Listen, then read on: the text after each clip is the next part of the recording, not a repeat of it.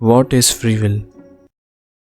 जैसे कि अभी कंप्लीट साइलेंस हो गई थी। क्यों? Because I decided not to speak. Free will भी यही चीज़ है कि जो तुम चाहो वो कर सकते हो, जस्ट लाइक तुम सोने के बजाय ये वीडियो देख रहे हो। लेकिन क्या फ्री विल एग्जिस्ट भी करती है? आई मीन जो तुम चाहो वो कर सकते हो, राइट? तो क्या तुम आर्सेनल को इस सीज़न लीग जिता सकते हो? नहीं। तो इसका क्या मतलब हुआ? क्या तुम्हारे पास फ्री विल नहीं है? नहीं, फ्री विल ऐसे वर्क नहीं करती। फ्री विल बेसिकली तुम जो चाहो वो कर सकते हो, मगर जो तुम्हारे डोमेन में है सिर्फ वो। यानी तुम जो चाहो वो कर सकते हो, लेकिन सिर्फ वही कर सकते हो जो तुम कर सकते हो, समझे? अगर मैं तुमसे कहूँ कि इनमें से एक चीज़ चूज़ करो,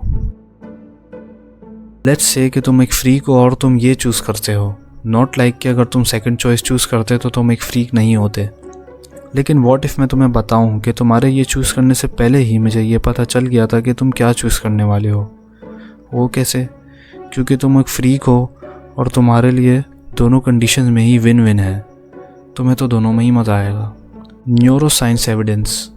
1983 में बेंजामिन लिबेट ने एक एक्सपेरिमेंट कंडक्ट किया जिसमें उसने EEG इलेक्ट्रॉनसेफलोग्राम का यूज़ करके ये कंक्लूड करा कि we can read and tell if somebody is about to move 300 milliseconds before they decide in their conscious mind to actually move.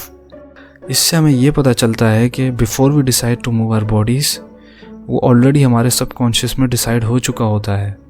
But हमें ऐसा लगता है कि हमने ये डिसीजन खुद लिया है, जबकि it's already been made. So does that mean free will does not exist? Maybe. Genetics.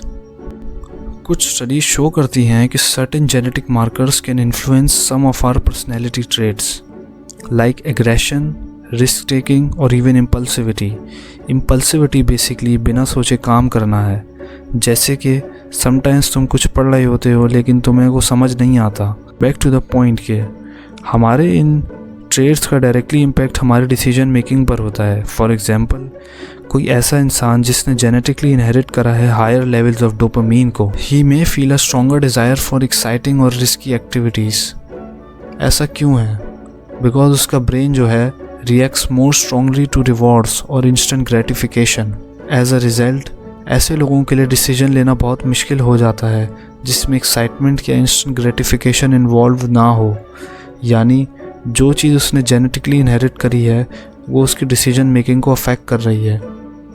इसके अलावा कंडीशंस लाइक डिप्रेशन, एंग्जाइटी और एडिक्शन में भी जेनेटिक कंपोनेंट होता है, और ये कंडीशंस एक इंसान की डिसीजन मेकिंग एबिलिटी को बहुत सिग्निफिकेंटली अफेक्ट करता है। फॉर एग्जांपल, एक बंदा है who has a family history of alcoholism, तो उसका अल्कोहल यूज़ करने की प्रोबेबिलिटी या चांस एक एवरेज आदमी से कहीं ज़्यादा होगा।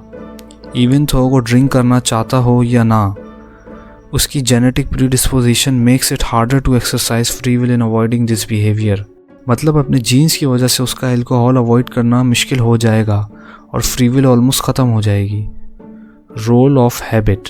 जब हमें किसी चीज़ की आदत लग जाती है तो कुछ टाइम के बाद it becomes automatic. For example, अगर तुम हमेशा से ये चूज़ करते आ रहे हो तो चांस है कि तुम आगे भी यही चूज़ करोगे, इवन इफ अगर तुम्हें पता हो कि दूसरी चीज़ बेहतर है। मे बी नॉट, लेकिन स्टिल तुम्हारी चॉइसेस इन्फ्लुएंस्ड हैं तुम्हारी हैबिट्स की वजह से, और फ्री विल एक बार फिर से ऑलमोस्ट ख़त्म हो जाती है। तो इससे क्या प्रूव होता है कि फ्री विल एग्जिस्ट करती है या नहीं करती? देखो, मैं तुम्हें जितने पॉइंट्स इस चीज़ के लिए दे सकता हूँ कि free will does not exist, और मैं इसको जस्टिफाई करने के लिए तुम्हें बहुत सारे पॉइंट्स दे सकता हूँ जैसे मैंने तुम्हें इस वीडियो में दिए। इसी के ऑपोजिशन में या इसी के काउंटर में फ्री विल डज़ एग्जिस्ट या फ्री विल एग्जिस्ट करती है, मैं तुम्हें उसके भी उतने ही पॉइंट्स दे सकता हूँ या उससे भी ज़्यादा दे सकता हूँ।